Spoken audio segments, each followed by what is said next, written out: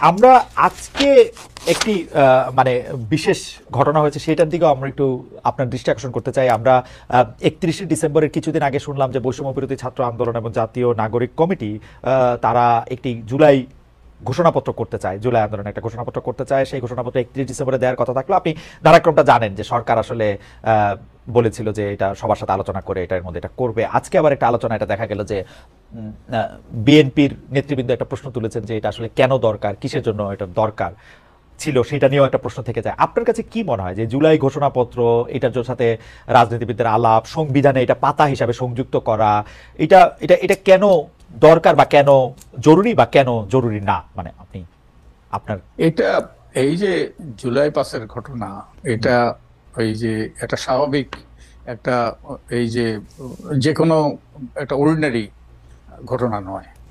এটা একটা বিরাট ঘটনা, একটা গণবিস্ফোরণের একটা প্রতিফলন, গণবিস্ফোরণের ফলাফল।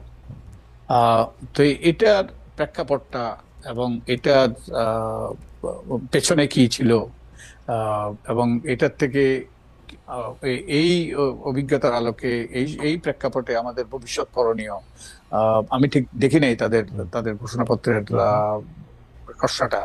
তো আমি তো মনে করি এটা হতেই পারে, এটা তো যাতে এটা আমাদের কাছে আমরা ভুলে না যাই, এটা যেন আমাদের সামনে সামনে সব সময় থাকে, যাতে আমরা এর থেকে শিক্ষা গ্রহণ করতে পারি, আমাদের ভবিষ্যৎ বংশধর যাতে শিক্ষা গ্রহণ করতে পারে। এইরকম কতগুলো ঘটনা ঘটেছিল এবং এই প্রেক্ষাপটে, এবং এর থেকে আমরা ভবিষ্যতে ভবিষ্যতের জন্য এই সিদ্ধান্তগুলো আমার মনে হয় এটা শিক্ষা। আপনি মনে করতেছেন যে এটা ঘোষণাপত্রে না থাকলে বা সংবিধানে ওনারা যেরকম চাইতেছেন যে সংবিধানে এটা যদি না হয় তাহলে আমরা এটা ভুলেও যেতে পারি? আমার তো মনে হয় ভুলে যাওয়া অস্বাভাবিক নয়। হয়তো কেউ ভুলবো, সবাই ভুলবো না, কিন্তু ইতিহাস তো এই জন্যই লিপিবদ্ধ হয় যাতে আমরা সবাই ইতিহাস সম্পর্কে জানতে পারি। আমরা শুধু সীমিত সংখ্যক ব্যক্তি নয়, ইতিহাস লেখার কারণ হলো আমরা সবাই ইতিহাস সম্পর্কে জানতে পারি। সংবিধান সংস্কার কমিশনের প্রস্তাব, বাংলাদেশের দুটি বিষয় আপনার একটু মতামত জানতে চাইবো। যে বাংলাদেশের নাম পরিবর্তন করা, সেটা জনগণতান্ত্রিক বাংলাদেশ রাখা, গণপ্রজাতন্ত্রী বাংলাদেশের বদলে, এবং মূলনীতি পরিবর্তন করা, মানে গণতন্ত্র, সমাজতন্ত্র, ধর্মনিরপেক্ষতা এবং জাতীয়তাবাদের বদলে গণতন্ত্রকে রেখে সাম্য, মানবিক মর্যাদা, সামাজিক সুবিচার, বহুত্ববাদ এবং গণতন্ত্র, এই পাঁচটি রাখা। এই দুইটার ব্যাপারে আপনার একটু মতামত শুনতে চাই।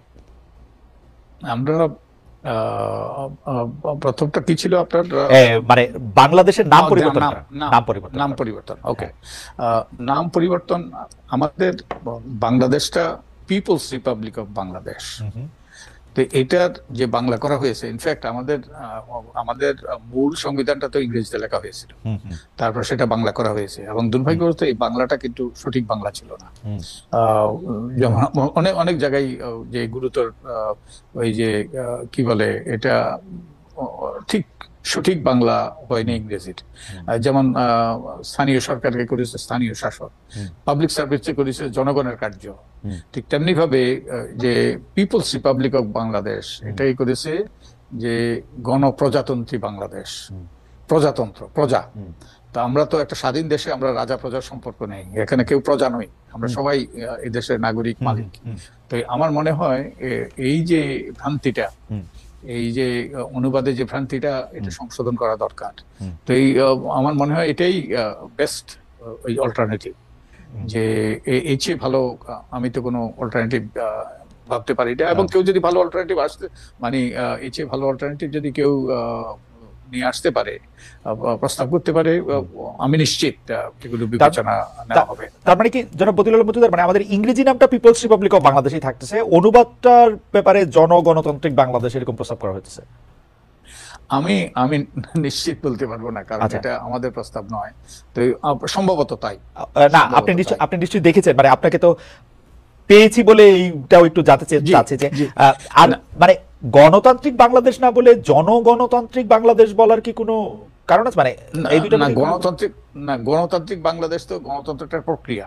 ওকে, যেই প্রক্রিয়ার মাধ্যমে একটা গণতান্ত্রিক রাষ্ট্র প্রতিষ্ঠিত হয়, একটা প্রক্রিয়ার মাধ্যমে। জি। তো এটা তো আমরা একটা বাংলাদেশের জনগণকে, সব জনগণকে নিয়ে যে বাংলাদেশ, তাকে আমরা ওই আখ্যায়িত করছি এই শব্দ দিয়ে।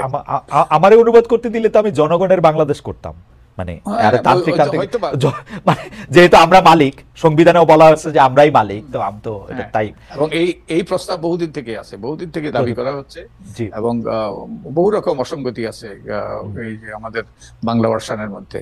তো এগুলো আমার মনে হয় আমাদের সুযোগ এসছে এগুলোকে পরিচ্ছন্ন করার, এগুলোকে ক্লিন আপ করার।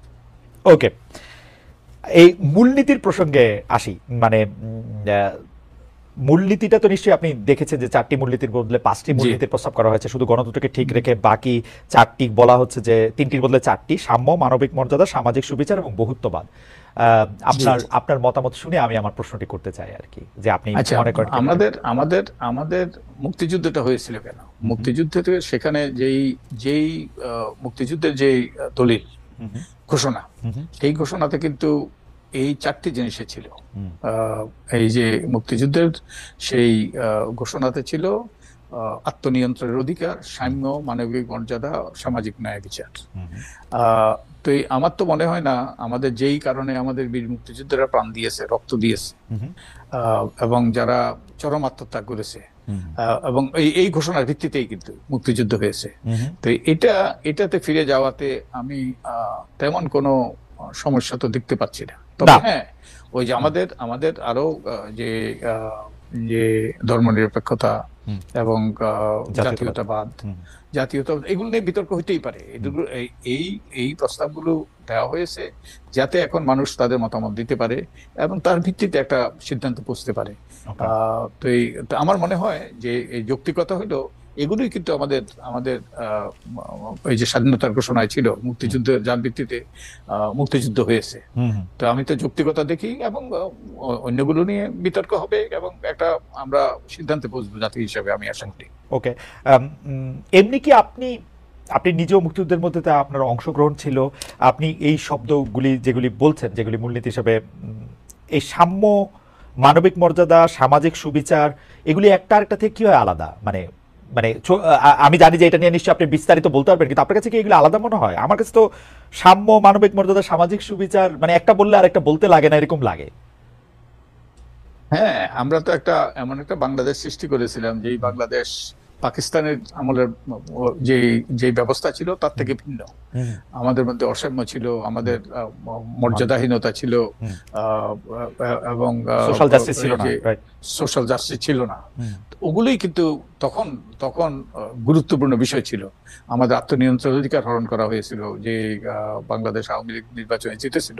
তখন তো বাংলাদেশ আওয়ামী লীগ ছিল না, তখন আওয়ামী লীগ নির্বাচনে জিতেছিল, কিন্তু সেই তাদেরকে ক্ষমতায় যেতে বিরত করা হয়েছে।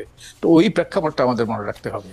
এবং আমাদের যে বিজ্ঞ যারা আমাদের স্বাধীনতার ঘোষণাপত্র প্রণয়ন করেছেন, তারা চিন্তা ভাবনা করে এটা করেছেন। তা আমার মনে হয় সেই প্রেক্ষাপটে আমাদের এই জন্যই ঘোষণাটা গুরুত্বপূর্ণ। ঘোষণাটা কোন প্রেক্ষাপটে এই ঘোষণাটা এসছে সেটা মনে রাখা গুরুত্বপূর্ণ।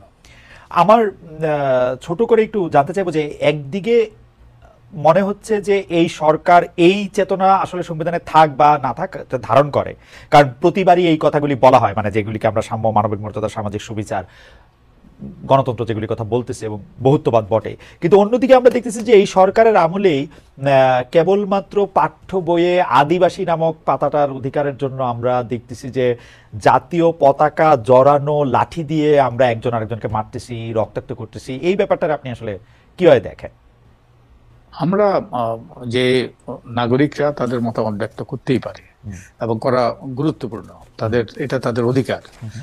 তবে এটা কোনোভাবেই এখানে সহিংসভাবে এটা বন্ধ করা এটা কোনোভাবে কাম্য নয়। তো আমি আশা করব, আমি দেখি নেই, আমি সারাদিন বাইরে ছিলাম, আমি কালকেও ব্যস্ত ছিলাম সাংঘাতিকভাবে। তো আমি শুনেছি যে আমাদের এই যে আদিবাসী গোষ্ঠী তারা যারা রাস্তায় নেমেছিল তাদের উপর হামলা করেছে। তো এটা নিন্দনীয় এবং এগুলো কোনোভাবে কাম্য নয়, এগুলো বন্ধ হওয়া দরকার। আচ্ছা, দুটো বিষয় আমি সংবিধান সংস্কারের মূলনীতি প্রসঙ্গে এই দুটো বিষয় নিয়ে একটু শেষ প্রশ্ন করতে চাই, যে অনেকেই বলতেছেন যে ধর্ম নিরপেক্ষতা শব্দটা বাদ দেওয়াটা এত জরুরি কেন ছিল, যেখানে আসলে সংখ্যা গুরু যারা বা যারা বেশি সংখ্যায় যারা আছেন তাদের থেকে যারা সংখ্যায় কম আছেন তাদের অধিকার আমাদের রক্ষা করাটাই হওয়া উচিত, কারণ তারা ভালনারেবল। তো সেই ক্ষেত্রে ধর্মনিরপেক্ষতা বাদ দিলে তাদের অধিকারটা আমরা রক্ষা বেশি করতে পারবো না কম করতে পারবো, সেটা একটু দেখার বিষয়। আরেকটি বিষয় হচ্ছে, যেহেতু বিএনপির দলটি প্রতিষ্ঠিত হয়েছে, তার দলটির নামের মধ্যেই আছে যে তারা বাংলাদেশ জাতীয়তাবাদী দল, তাদের 31 দফার মধ্যেও আছে তারা যা কিছুই করতে চায় সব এই জাতীয়তাবাদের ভিত্তিতে করা যায়। তো জাতীয়তাবাদটিও কি বাদ দেওয়া হয়েছে বিএনপিকে একটু চাপে রাখার জন্য, বিপদে ফেলার জন্য? ধর্মনিরপেক্ষতা থেকে বাদ দেওয়া হয়েছে সংখ্যালঘুদের কথা অতভাবে চিন্তা না করেই, মানে আপনার কি মনে হয়? আমার মনে হয় না, আপনি তাদেরকে জিজ্ঞেস করতে হবে। ধরেন আমাদের যে ধর্মনিরপেক্ষতা অবশ্যই এটা এটা গুরুত্বপূর্ণ। আমাদের অসাম্প্রদায়িকতা, আমাদের প্রতি ধর্মের প্রতি শ্রদ্ধাবোধ এবং কোনো ধর্মকে খাটো করে না দেখা, সবারই ধর্ম চর্চা করার সুযোগ করে দেওয়া, এটা তো। এবং এক অর্থে তো আমাদের ধর্মের দিক থেকে যারা সংখ্যালঘু তারা তাদের প্রতি সদাচরণ করার উপর নির্ভর করবে আমরা সভ্য জাতি কি সভ্য জাতি নই। তো এগুলো তো, এই মূল্যবোধ আমাদের আমার মনে হয় অধিকাংশ বাংলাদেশী ধারণ করে। তো এই তারা যে প্রস্তাব করেছে, তো তারা হয়তো যে বহুত্ববাদ দিয়ে এটা সে সবার সম্মিলিত, তারা হয়তো আমি এর সাথে জড়িত ছিলাম না, হয়তো বা বহুত্ববাদ দিয়ে তারা ওটাই বোঝানোর চেষ্টা করেছে। তাই আবারও এই নিয়ে বিতর্ক হবে, আলাপ আলোচনা হবে, এটাই শেষ কথা বলে আমি মনে করি না। আবার একটু নির্বাচন কমিশনের সংস্কারের সুপারিশ, নির্বাচন ব্যবস্থা সংস্কার কমিশনের সুপারিশে ফিরে আসি। আপনি কি আসলে মনে করেন যে জাতীয় নির্বাচনের আগে স্থানীয় সরকার নির্বাচন করাটা ঠিক হবে বা হওয়া উচিত? মানে আমরা আমরা আমরা একটা জরিপ করেছি, আমরা 46,000 এই যে সরকারি যে পরিসংখ্যান ব্যুরো তাদের মাধ্যমে একটা জরিপ হয়েছে, এবং তারা 46,000 ব্যক্তির পরিবার এবং পরিবারের ব্যক্তির তারা থেকে তথ্য নিয়েছে, এবং প্রায় 90% মানুষ মনে করে যে জাতীয় নির্বাচনের আগে স্থানীয় নির্বাচন হওয়া দরকার। এর অনেকগুলো কারণ আছে। একটা কারণ হলো যে আমাদের স্থানীয় সরকার প্রতিষ্ঠানগুলোতে এখন অনেকেই পলাতক, স্থানীয় প্রতিষ্ঠানগুলোকে অকার্যকর, যার ফলে মানুষ অনেক সুযোগ সুবিধা, অনেক সেবা থেকে বঞ্চিত হচ্ছে। তো এটা একটা বড় কারণ। আর একটা বড় কারণ হলো যে মানুষ মনে করে যে এখন স্থানীয় সরকার নির্বাচন হলে অপেক্ষাকৃত ভালো ব্যক্তিরা নির্বাচিত হয়ে আসতে পারবে, যারা যারা যে সমাজে যে গ্রহণযোগ্য, সেই গ্রহণযোগ্যতার ভিত্তিতে জনগণ তারা নির্বাচিত হয়ে আসতে পারবে, এবং এখানে দলীয় প্রভাব থাকবে না। এবং একই সাথে এখন নির্বাচন হলে নির্বাচন কমিশন সবে ঘুরতে হয়েছে, নির্বাচন কমিশনের কিছু কিছু অভিজ্ঞতা দরকার, এবং এই অভিজ্ঞতা স্থানীয় নির্বাচনের মাধ্যমে তাদের তাদের এই অভিজ্ঞতাটা আই থিঙ্ক তারা অর্জন করতে পারে। আর আমি মনে করি যে স্থানীয় সরকার নির্বাচন সকল দলের জন্যও ভালো, কারণ ভালো লোকটা যদি নির্বাচিত হয় তাহলে কিন্তু ভবিষ্যতে যে তারা যখন ক্ষমতায় আসবে, যারাই ক্ষমতায় আসুক, তাদের জন্য সমস্যাটা কম হবে। এবং জনাব বদিউল আলম মজুমদার, আমার আসলে আপনার সাথে কথা বলতে গেলে অনেক কথা মনে আসে হচ্ছে এই কারণে যে পরিসংখ্যান ব্যুরোর গবেষণা বা জরিপ আপনি এটা সবচেয়ে ভালো বলতে পারবেন, কারণ আপনি এটা লক্ষ্য করেন বাংলাদেশে আসার পর থেকেই, যে সরকার যেদিকে বাতাস, যেদিকে বৃষ্টি, জরিপের ফল অলমোস্ট সেদিকেই যায়। তো এইটা কি মনে হয় না যে এই সরকার আরো বেশ কিছুদিন ক্ষমতায় থাকতে চায়, তার ফলে নির্বাচন দিয়ে, জাতীয় নির্বাচন দিয়ে পরবর্তী রাজনৈতিক সরকার আসার জন্য সে কিছু টাইম বাই করতে চায়, তার মধ্যে থেকে সেটা তার একটা, আমি এটাকে কি বলবো, তার এটা লক্ষ্য বা কায়েমি উদ্দেশ্য বইলা সে এগুলি বইলা কিছু সময় নষ্ট করতে চায়, এবং জরিপেও তার আমরা মানে কি বলে যে এটার প্রতিফলন দেখতে পাচ্ছি। আপনি খালেদ, আপনি একটা অবিচার করলেন। আপনি যেটা বলার চেষ্টা করলেন আমরা প্রভাবিত হয়ে এই জরিপের ফলাফল, না পরিসংখ্যান ব্যুরোর জরিপ হচ্ছে, পরিসংখ্যান ব্যুরো আগে বুঝতে চেষ্টা করে এখন চেয়ারে কে আছে তার মধ্যে না, আমি এখন প্রেক্ষাপট বদলে গিয়েছে। এখন আর উপর থেকে বলে দেওয়া হয় না এই ফলাফল আনতে হবে, এই তথ্য, এই স্ট্যাটিস্টিক্স কি বলে ওগুলো সৃষ্টি করতে হবে। তা আমি এটা আমি আমি জড়িত ছিলাম এই এই আচ্ছা জরিপের ব্যাপারে, আচ্ছা এবং আমরা প্রশ্ন ঠিক করে দিয়েছি এবং মেথোডোলজি ঠিক করার ব্যাপারে এগুলো আমরা এর সাথে জড়িত ছিলাম। তো আমার সামান্যতম সন্দেহ নাই এর সত্যতা সম্পর্কে। আর শুধু তাই নয়, আমরা সকল স্তরের মানুষের সাথে আলাপ আলোচনা করেছি। আমরা তৃণমূলের মানুষের সাথে আলাপ আলোচনা করেছি, আমরা নির্বাচিত প্রতিনিধিদের যে স্থানীয় সরকারের নির্বাচিত প্রতিনিধিদের সাথে আলাপ করেছি। এটা ব্যাপক জনমতের পক্ষে।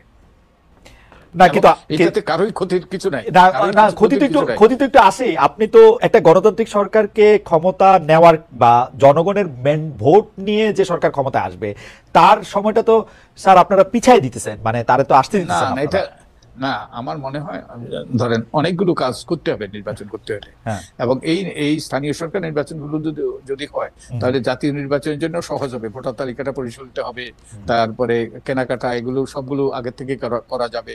তাই এদের প্রস্তুতিমূলক অনেকগুলো কাজ হবে এই স্থানীয় সরকার নির্বাচনে। আর স্থানীয় সরকার নির্বাচনের সাথে জাতীয় নির্বাচনের আমার মনে হয় না আগে স্থানীয় সরকার নির্বাচন হলে জাতীয় নির্বাচন ওই যে এটা পিছিয়ে যাবে। আমার মনে হয় স্থানীয় সরকার নির্বাচনের যৌক্তিকতাটা, সেই স্থানীয় সরকার কেন, স্থানীয় সরকার হলো স্থানীয় প্রতিনিধিদের মাধ্যমে স্থানীয়ভাবে সমস্যা সমাধান করা। এটা প্রিন্সিপাল আছে, সাবসিডিয়ারিটি প্রিন্সিপাল। সাবসিডিয়ারিটি প্রিন্সিপাল হলো সমস্যা যেখানে সমাধান সেখানে, সব সমস্যা কিন্তু স্থানীয়, এবং তাই স্থানীয় সরকারের মাধ্যমেই অধিকাংশ সমস্যা সমাধান হওয়া উচিত। এবং এই প্রিন্সিপাল ব্যবহার করলে স্থানীয় সরকারগুলোকে কার্যকর হওয়া উচিত, স্থানীয় সরকারগুলোকে শক্তিশালী হওয়া দরকার, সেখানেই ক্ষমতা দায় দায়িত্ব এবং সম্পদ বেশি যাওয়া দরকার। কিন্তু আমাদের দেশে আমরা এই যে মাথাভারী একটা পদ্ধতির সৃষ্টি করে ফেলেছি, যেটা আমাদের অগ্রগতি আর্থসামাজিক অগ্রগতির ক্ষেত্রে বিরাট বাধা হয়ে দাঁড়িয়েছে। তাই আমাদের সর্বশক্তি নিয়োগ করা দরকার স্থানীয় সরকার। আমি আপনার সাথে শতভাগ একমত যে স্থানীয় সরকার ব্যবস্থা দিয়ে আসলে ব্রিজ, কালভার্ট, যা কিছু উন্নয়ন, যা কিছু সবকিছু করা উচিত। এমপি সাহেবদের থাকা উচিত হচ্ছে কিভাবে তারা দেশকে পলিসি দিবেন, কি করবেন সেগুলির ব্যাপারে। শুধু তাই নয়, শুধু তাই নয়, এমপি সাহেবরা যা করে আসছিলেন এটা সম্পূর্ণ অসাংবিধানিক, একদম অসাংবিধানিক। এই যে স্থানীয় উন্নয়নে যুক্ত হওয়াটা, আমাদের হাইকোর্টের একটা রায় আছে যে বহু বছর আগে সেই আগের সরকারের বিএনপি সরকারের আমলে একটা প্রজ্ঞাপন জারি হয়েছিল। প্রজ্ঞাপনের মাধ্যমে তারা জেলা মন্ত্রী পদ সৃষ্টি করেছিল, এবং জেলা মন্ত্রী পদের ওটা সৃষ্টি করার পরে আনোয়ার হোসেন মঞ্জু তিনি হাইকোর্টে একটা মামলা করেছেন যে জেলা মন্ত্রী হওয়ার কারণে আমি আমার ভান্ডারিয়া এলাকার উন্নয়নে কোনো ভূমিকা রাখতে পারছি না। তখন আমাদের হাইকোর্ট থেকে একটা রায় হয়েছে, মন্ত্রী, এমপি এদের কারোরই স্থানীয় উন্নয়নে যুক্ত হওয়াটা সংবিধানের সাথে সংগতিপূর্ণ না, সংবিধান লঙ্ঘন। এইগুলো করেই তারা করে আসছে। তাই আমাদের সর্বশক্তি নিয়োগ করতে হবে স্থানীয় সরকার ব্যবস্থাকে শক্তিশালী করা। এবং স্থানীয় সরকার ব্যবস্থাতে আমরা যেটা করেছি, আরেকটা যে আমরা দূরীকরণ করে ফেলেছি, যার ফলে চরম এগুলো কুলুষিত হয়ে গিয়েছে, এবং এই ভালো লোকরা নির্বাচনে আসতে পারে না। তো আমাদের এবং এই যে নির্বাচিত সরকারের পরে হলে দুর্ভাগ্যবশত যে ভালো লোকদের পথ আবার রুদ্ধ হয়ে যেতে পারে। তাই আমরা মনে করি, এবং সাধারণ মানুষ এটা খুবই ইন্টারেস্টিং যে নির্বাচনের পরে হইলে ভালো লোক না হইয়া কতগুলি মানে পথ রুদ্ধ হয়ে যেতে পারে। এটা একটা ভালো আশঙ্কাই। কিন্তু কিন্তু কিন্তু কিন্তু জনাব বদিউল মজুমদার, আপনি একজন গণতন্ত্রের চ্যাম্পিয়ন হিসেবে আপনি কি চান না যে আমরা হচ্ছি প্রজাতন্ত্রের মালিক, আমরা জনগণ, তো আমাদের সিদ্ধান্তেই কেউ রাষ্ট্র ক্ষমতা পরিচালনা করুক, এটা যত দ্রুত সম্ভব। মানে কারণ শেখ হাসিনা তার 15 বছরের শাসন আমলে আমাদের কি যে করছে, 2014 সালে হঠাৎ করে দেখাইলো একজনের ভোট না পাইলেও সরকার গঠন হয়ে যেতে পারে। 18 সালে দেখাইলো যে পরে আমরা এটা জানতে পারলাম, বুঝতে পারলাম, দেখতেও পারলাম। আমরা তথ্য প্রমাণ দিয়ে দেখিয়েছি, প্রমাণ দিয়ে এগুলো। 18 সালে নির্বাচনটা কিরকম করে করলো, 23 সালে নির্বাচনটা কিরকম করে করলো, তো আমরা 24 সালে, তো আমরা কি এখন ভোট দেওয়ার জন্য উন্মুখ না? আমরা আমাদের মালিকানার দলিলটা নেওয়ার জন্য কি আসলে অনেক উন্মুখ? কিন্তু সেটা তো যত দিন যাচ্ছে তত কি এইটার মধ্যে অনেক ফাটল দেখা যেতেছে না? আমি তো আপনি যে যুক্তিটা দিচ্ছেন, আপনি ঠিক আমার এই স্থানীয় সরকার নির্বাচনটা শুরু করার যুক্তি, এর পক্ষে যুক্তিটা দিচ্ছেন। স্থানীয় সরকার নির্বাচনটা শুরু হলে নির্বাচনী ট্রেন ট্র্যাকে উঠবে, নির্বাচনী প্রক্রিয়া শুরু হয়ে যাবে, এবং মানুষ তার ভোটাধিকার প্রয়োগ করতে পারবে। এবং এই যে আর শুধু নির্বাচন কমিশনের অভিজ্ঞতা নয়, এই যে কর্মকর্তা কর্মচারী গত 15 বছরে যেরকম দলীয়করণ হয়েছে, যেরকম সমস্যার সৃষ্টি হয়েছে, তাদেরও টেস্ট হবে।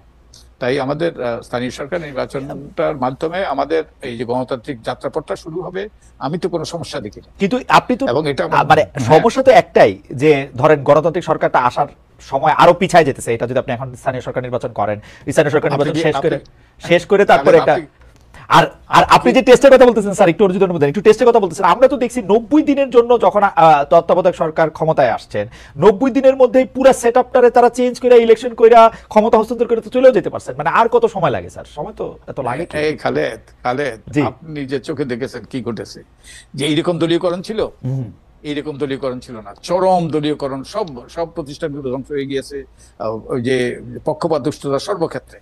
তো ওই যে তত্ত্বাবধায়ক সরকারের আমলে অতীতে that was piece of cake, তাদের কিছুই করতে হতো না, সবকিছুই ওই যে রেডিমেড ছিল। এবং তারা কিছু পক্ষপাত দুষ্ট ছিল, কিন্তু তত্ত্বাবধায়ক সরকারের আমলে তারা সেই ওই যে পক্ষপাত দুষ্ট আচরণ করতে আর সাহস পায়নি। কিন্তু এই যে গত 15 বছরে তো ওই যে পদ্মা নদীর অনেক জল বয়েছে, এবং প্রেক্ষাপট সম্পূর্ণ ভিন্ন, এবং চরম দলীয়করণ সব জায়গায়, সেই যে বিভিন্ন স্তরে, সব স্তরে দলীয়করণ। কিন্তু আমার কাছে মনে হয় যে সর্বস্তরে দলীয়করণ যেহেতু এটা আদর্শের ভিত্তিতে হয় নাই, হইছে কায়েমি স্বার্থের ভিত্তিতে।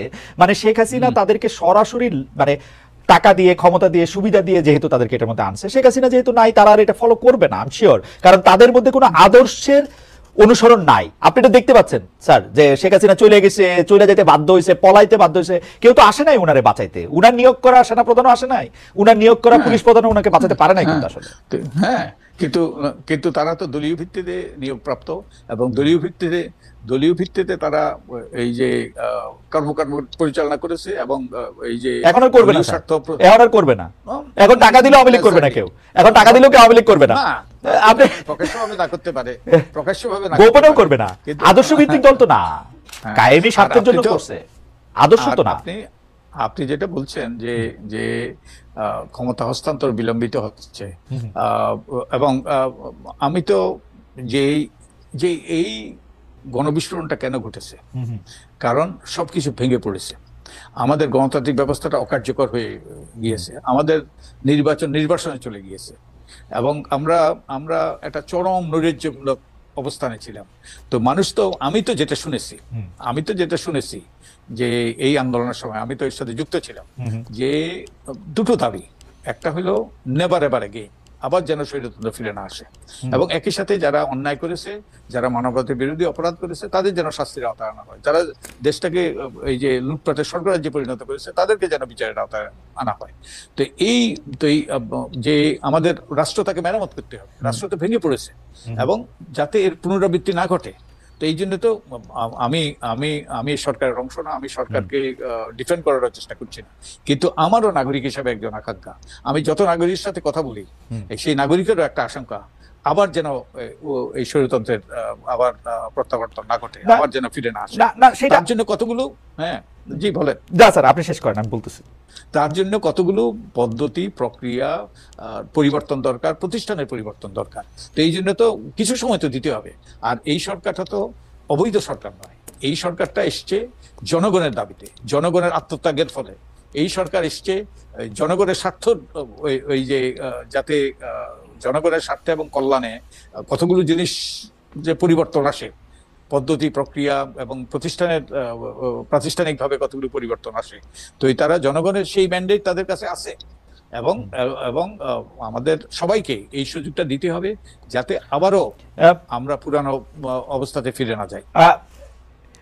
জনাব বদিউল আলম মজুমদার, আবার শেষ মানে প্রশ্ন বা প্রসঙ্গ যদি আমি এরকম করে বলি, প্রশ্ন না প্রসঙ্গ বলি, যে আমি সাদা চোখে যেটা দেখতে পাই সেটা হচ্ছে যে এখন নির্বাচন চায় না হচ্ছে যারা সরকারে আসে, এবং যারা একটু পরে রাজনৈতিক দল হবে, বৈষম্য বিরোধী ছাত্র দল, তারা তাদের রাজনৈতিক দল করে জনগণের কাছে চায় গিয়ে তাদের একটু গোছানোর জন্য তাদের একটু টাইম দরকার।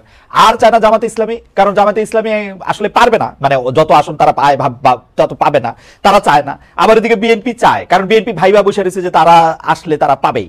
তো স্যার, এইটা একটা মনে হয় না যে এটা আমরা আসলে খুব সাদা কালো এইভাবে চিন্তা করতেছি না, আমরা যে যার কমফোর্টেবল চেয়ারে আছি সেই জায়গা থেকে ব্যাপারটা চিন্তা করতেছি, এরকম মনে হয় না?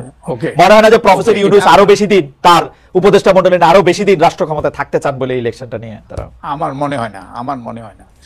খালেদ, এটা আপনার মতামত কিংবা অন্য কারো মতামত, কিন্তু আমি গ্রামে গঞ্জে ঘুরি এবং আমি বহু লোকের সাথে আমার আমার দৈনন্দিন নিত্য নৈমিত্য আমার যোগাযোগ আছে, প্রতিদিন আমার যোগাযোগ হয় এবং আমরা বহু জায়গায় গিয়েছি। এই যে আমরা এই কমিশনের কাজের জন্য বহু জায়গায় গিয়েছি। মানুষ, আমি তো দেখি মানুষ, সর্বস্তরের মানুষ পরিবর্তন চায়, সর্বস্তরের মানুষ আর অতীতের পুনরাবৃত্তি চায় না। তো আমি আমার মনে হয় আমাদের একটু ধৈর্য ধরলে, এবং এটা সবার জন্যই কল্যাণকর হবে, আমরা যদি কতগুলো পরিবর্তন আনি, এই পরিবর্তনগুলো আমাদের গণতান্ত্রিক ব্যবস্থাটাকে সুসংগত করতে, আমাদের নির্বাচন ব্যবস্থাকে পরিচালিত করতে সহায়ক হবে এবং যারা ক্ষমতায় আসবে তাদের জন্য এই যে ভবিষ্যতে রাষ্ট্র পরিচালনা করা সহজ হবে। তার চিন্তা করে দেখেন, অতীতের কথা চিন্তা করে দেখেন, আমাদের এই 2007-8 সালে তখন সংস্কারের কথা উঠেছিল, ওটাই গালি হিসেবে পরিণত করা হয়েছে এবং সংস্কারবাদী বলে গালি দেওয়া হতো। তখন যদি এই সংস্কারগুলো করতাম, তখন যদি পরিবর্তনগুলো করতাম এবং এরপরে যে প্রতিশ্রুতিগুলো দিয়েছিল আওয়ামী লীগ তাদের দিনবদ্ধ সম্বন্ধে, সেগুলো যদি বাস্তবায়িত হইতো, বাংলাদেশ ইতিহাস ভিন্ন হইতো। তাই আমাদের একটু ধৈর্য ধরতে হবে, আমাদেরকে এই সরকারকে সুযোগ দিতে হবে যাতে আচ্ছা, এই প্রসঙ্গ যেহেতু শেষ কথা আমার, কিন্তু এই পরিবর্তনের জন্য, এই পরিবর্তন আকাঙ্ক্ষা আমাদের সবার আছে, এটা আমি একদম আপনার সাথে সবাই স্বীকার করি। আসলে 5 জুলাইয়ের পরে, 5 আগস্টের পরে আমাদের সবার এই চিন্তাই হয়েছিল যে আর কোনোদিন এরকম একটা জায়গায় আমরা হয়তো ফেরত যাবো না। কিন্তু এই পরিবর্তনের জন্য দামটা আমাদের একটু বেশি দিতে হইতেছে কিনা? আমি আজকে একজন দেখতেছিলাম যে একজন সিনিয়র সাংবাদিক, তিনি দেশে আসছিলেন অনেক আশা নিয়ে, তিনি বলে গেলেন যে একটাই খালি লাভ হয়েছে, সেটা হচ্ছে শেখ হাসিনা চলে গেছে, আর বাকি তো সবই আগের চেয়ে খারাপ দেখি। পরিবর্তনের জন্য আমরা বেশি দাম দিতেছি কিনা আসলে? এখন আমাদের অবশ্যই আপনি যেটা বলছেন, আমাদের আকাঙ্ক্ষা ছিল মানে আকাশচুম্বী। আমাদের ওই যে আমরা চেয়েছিলাম রাতারাতি পরিবর্তন, এটা তো রাতারাতি পরিবর্তন হয় না। আর ওই যে আপনি মূল্যর কথা বলছেন, ওই যে আমি অর্থনীতি ছাত্র হিসেবে বলবো, ওই যে মিল্টন ফ্রিডম্যানকে জিজ্ঞেস করা হয়েছিল যে আপনি, মিল্টন ফ্রিডম্যান একজন ওই যে আইকনিক অর্থনীতিবিদ, ওনাকে জিজ্ঞেস করা হয়েছিল প্রত্যেক সায়েন্টিস্ট, প্রত্যেক ইয়েরা, এই যে তাদের বিশেষজ্ঞরা তাদের ডিসিপ্লিনটাকে এক বাক্যে তারা সংজ্ঞায়িত করতে পারে, তা আপনি বলেন অর্থনীতি শব্দ। উনি বলছেন যে একটা বাক্যতে আমি অর্থনীতি কি জিনিস সেটা বোঝাইতে পারি, ওই যে প্রত্যেক জিনিসেরই একটা মূল্য আছে, everything has a price, nothing is free lunch. আমরা যদি একটা গণতান্ত্রিক শাসন চাই, আমরা যদি অতীতের পুনরাবৃত্তি ঠেকাইতে চাই, আমরা যদি ওই সুশাসন প্রতিষ্ঠা করতে চাই, আমরা যদি এই যে দুর্নীতি দুর্বৃত্তায়নের যে স্বর্গরাজ্যে পরিণত করা হয়েছে এটার যদি অবসান চাই, তাহলে কিন্তু আমাদেরকে একটু মূল্য দিতে হবে। জনাব বদিউল্লাহ মজুমদার, মূল্যটা মানে আমার তো মনে হয় যে সারা পৃথিবীর স্বীকৃত একজন গরিবের ব্যাংকার ডক্টর মোহাম্মদ ইউনূস, এইটার মধ্যে আসেন পৃথিবীর সবচেয়ে সজ্জনদের একজন সালেউদ্দিন আহমেদ, মানে আমরা বাংলাদেশি কন্টেক্সটে যদি বলি, তারপরেও আমরা ভ্যাট আর ট্যাক্স আর ভ্যাট, মানে খুব স্বাভাবিক, বাজারের জিনিসের দাম এদিকে হাত দেওয়া যায় না, অন্যদিকে ভ্যাট আর ট্যাক্স বাড়াইতেছে। তো আইন শৃঙ্খলার কথা আমি না বললাম, আমলাদের বিভিন্ন রকম সমস্যা, 1 ক্যাডার বরং 26 ক্যাডার, তো কেমনি কি স্যার মানে এটা? খালেদ, আমি যখন আপনার এই শো যখন কমেন্ট দেখি, তখন অনেককে বলতে শোনা যায়, অনেককে আমি লিখতে দেখি আপনাকে একজন উপদেষ্টা করা হোক। তো আমার মনে হয় আপনাকে, কিংবা ওই যে ফেরেশতা এনে বসিয়ে দিল, আমাদের যেই সমস্যা, যে ব্যাপক সমস্যা, যে সবকিছু ভেঙে পড়া, এই ভঙ্গুর অবস্থা থেকে টেনে তোলা, একটা ওই যে ভিন্ন ভবিষ্যৎ সৃষ্টি করা, সব সমস্যার সমাধান করা, ওই যে আপনার পক্ষেও সম্ভব হইতো না, কোনো মানবের পক্ষে অতি সহজ হইতো না। আমার মনে হয় হ্যাঁ, তাদের ভুল ত্রুটি আছে, তারা সবকিছু ঠিক করছে, এটা আমি বলবো না, এবং অনেক সমালোচনা আছে নিঃসন্দেহে, তারা আরো ভালো করতে পারতো। কিন্তু এটা এমন একটা অবস্থায় আমরা পৌঁছেছিলাম, এটা আমি আপনার সাথে সম্পূর্ণ একমত। কারণ হচ্ছে যে অনেকেই এই সরকারের নিয়ে কোনো প্রশ্ন করলে একটা কথা বলতে চাই, আমরা আগেই ভালো ছিলাম। আমি একদম দ্ব্যর্থহীনভাবে বলতে চাই যে আমরা আগে ভালো ছিলাম না। আমাদের কোনো গণতান্ত্রিক অধিকার ছিল না, আমাদের কোনো জবাবদেহি ছিল না, কোনো প্রতিষ্ঠান ছিল না, কোনো কিছু ছিল না। কিন্তু ঘটনা হইতেছে হচ্ছে যে আমরা ভালোর দিকে যাইতে চাই। শেষ কথা আপনার কাছে একটু শুনতে চাই যে আমরা কি ভালোর দিকে যাইতেছি, আমরা কি রাস্তায় আছি কিনা সাইডে পড়ে গেছি? আমরা আগে ভালো ছিলাম না, সেটা আমি মানে আমরা সকল বক্তব্য দিয়ে আমরা এটা বারবার মনে করে বলতেও চাই। আচ্ছা, এটা নির্ভর করবে, আমি দেখি চারটা অংশীজন। একটা হলো সরকার, যেমন আমরা ভালোর দিকে যাওয়ার জন্য আমাদের নির্বাচনী সংস্কারগুলো বাস্তবায়ন হওয়া দরকার, এবং যার মাধ্যমে একটা সুষ্ঠু নিরপেক্ষ নির্বাচনের পথ সুগম হবে। তো এই জন্য চারটা অংশীজন। একটা হলো সরকার, অবশ্যই সরকার এটা চায় অবশ্যই।